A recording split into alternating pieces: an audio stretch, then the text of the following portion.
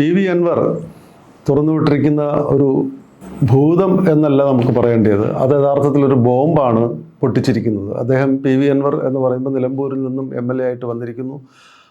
അദ്ദേഹവും KT ജലീലും യഥാർത്ഥത്തിൽ മുഖ്യമന്ത്രി ശ്രീ പിണറായി വിജയന് എതിരെ ഉണ്ടായിക്കൊണ്ടിരിക്കുന്ന എല്ലാ ആക്ഷേപങ്ങളെയും എല്ലാ കാലത്തും സൈബർ ഇടങ്ങളിലൂടെ അവർ ഉണ്ടാക്കിയെടുത്തൊരു സ്പേസ് വെച്ച് മുഖ്യമന്ത്രിയെ എപ്പോഴും പ്രൊട്ടക്റ്റ് ചെയ്തിരുന്ന രണ്ട് പേരായിരുന്നു KT ജലീലും ശ്രീ PV അൻവറും. ഇപ്പോൾ PV അൻവർ വലിയൊരു ബോംബ്, ആറ്റം ബോംബ് പോലുള്ളൊരു സംഭവമാണ് പൊട്ടിച്ചിരിക്കുന്നത്. കാരണം മുഖ്യമന്ത്രിയുടെ ഏറ്റവും വലിയ വിശ്വസ്തരെന്ന് പറഞ്ഞിരിക്കുന്ന ADGP MR അജിത് കുമാറിൻ്റെ MR അജിത് കുമാർ ചെയ്തിരിക്കുന്ന അകൃത്യങ്ങൾ എന്ന് പറഞ്ഞ് നിസ്സാരമാക്കാൻ പറ്റുന്നതല്ല യഥാർത്ഥത്തിൽ. അതെല്ലാം തന്നെ കൊള്ളയും കൊലയും സ്വർണ്ണക്കടത്തും സ്വർണം പൊട്ടിപ്പെന്ന് പറയുന്നത് നമുക്കറിയാം. അത് പുതിയതായിട്ട് വന്നിരിക്കുന്ന ഈ സ്വർണ്ണക്കടത്ത് നടത്തുന്നവർക്കിടയിൽ ഉണ്ടായിരിക്കുന്ന ഒരു ടെർമിനോളജിയാണ്.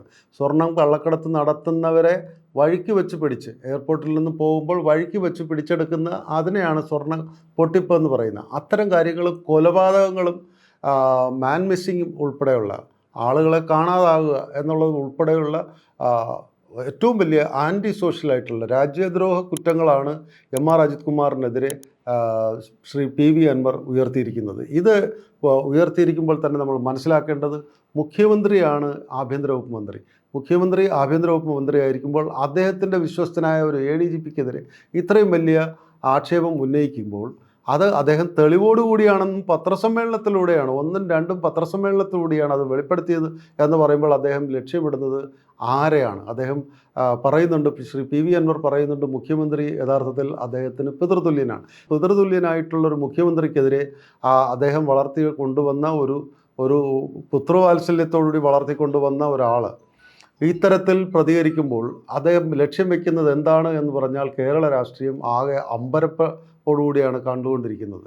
യഥാർത്ഥത്തിൽ മുഖ്യമന്ത്രി സാധാരണ രീതിയിൽ അദ്ദേഹത്തിനെതിരെ നമുക്കറിയാം, ഒന്നാം പിണറായി സർക്കാരിൻ്റെ കാലത്തും ഇത്തരത്തിൽ സ്വർണ്ണ കള്ളക്കടത്തും ഡോളർ കടത്തും റിവേഴ്സ് ഹവാലയും ഒക്കെ ഉണ്ടായി എന്ന് പറഞ്ഞ ആക്ഷേപം ഉണ്ടായിരുന്നു. അന്ന് അതിലും മുഖ്യമന്ത്രിയുടെ ഓഫീസിലുണ്ടായിരുന്ന ശിവശങ്കർ എന്ന് പറയുന്ന അദ്ദേഹത്തിൻ്റെ പ്രിൻസിപ്പൽ സെക്രട്ടറി, അദ്ദേഹം IAS കാരനാണ്. അദ്ദേഹം യഥാർത്ഥത്തിൽ അദ്ദേഹത്തിനെ CBI അറസ്റ്റ് ചെയ്ത് അദ്ദേഹം ഏതാണ്ട് 4-5 മാസത്തോളം ജയിലിലായിരുന്നു. അതുകൂടാതെ ഇപ്പോഴും അദ്ദേഹം ജയിലിലാണെന്ന് പറയുകയാണെങ്കിലും ട്രീറ്റ്മെൻറ്റിന് വേണ്ടി അദ്ദേഹം ഇപ്പോൾ ഇവിടെ നാട്ടിലുണ്ട് എന്നുള്ളതാണ് നമ്മൾ മനസ്സിലാക്കേണ്ടത്.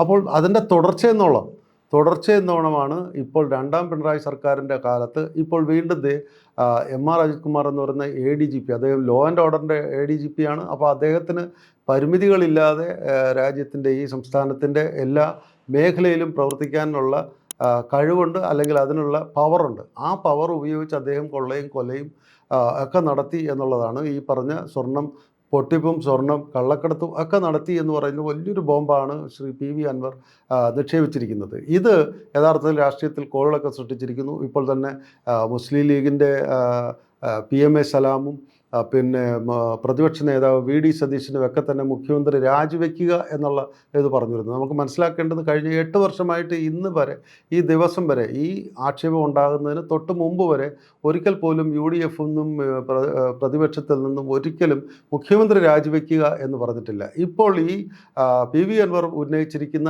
ആക്ഷേപത്തോടുകൂടി ഇത് യഥാർത്ഥത്തിൽ വന്നിരിക്കുന്നത് മുഖ്യമന്ത്രി രാജിയിലേക്കാണ് കാര്യങ്ങൾ വന്നിരിക്കുന്നത്. ഇത് പാർട്ടിയെയും വല്ലാതെ വെട്ടിലാക്കിയിരിക്കുന്നു.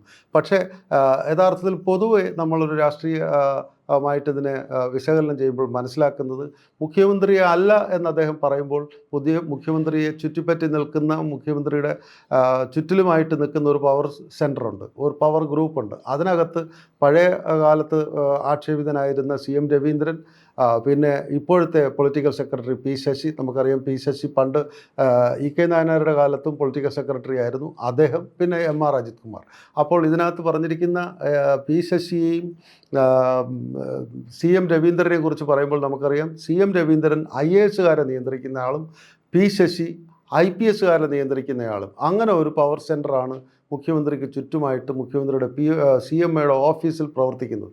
ഇവരെ ലക്ഷ്യം വെച്ചാണ് PV അൻവർ ഇത് പറഞ്ഞു എങ്കിൽ അത് ചിലപ്പോൾ കുറച്ചുകൂടി വിശ്വസനീയമാണ് എന്ന് നമുക്ക് പറയാം. കാര്യം മുഖ്യമന്ത്രിയെ രാജിവെപ്പിക്കുക എന്ന് പറഞ്ഞാൽ LDFിലും CPMനും ഒരിക്കലും അംഗീകരിക്കാൻ പറ്റില്ല. പക്ഷേ ഒരു ശുദ്ധികലശം മുഖ്യമന്ത്രിയുടെ ഓഫീസിൽ ആവശ്യമുണ്ട് എന്നൊരു സൂചന ഇവിടെ ഇപ്പോൾ വരുന്നുണ്ട്. ഇതിനെല്ലാം തന്നെ മുന്നോടിയായിട്ട് ഇത്തരം ആക്ഷേപങ്ങൾ വരുന്നതിന് മുന്നോടിയായിട്ടുണ്ടായ പ്രധാന കാരണം പൊതുതെരഞ്ഞെടുപ്പിൽ 2 പൊതുതെരഞ്ഞെടുപ്പുകൾ മുഖ്യമന്ത്രിയുടെ നേതൃത്വത്തിൽ നടത്തിയതിൽ 2ലും അമ്പേ പരാജയപ്പെട്ടു എന്നുള്ളതാണ് പ്രധാന കാരണം.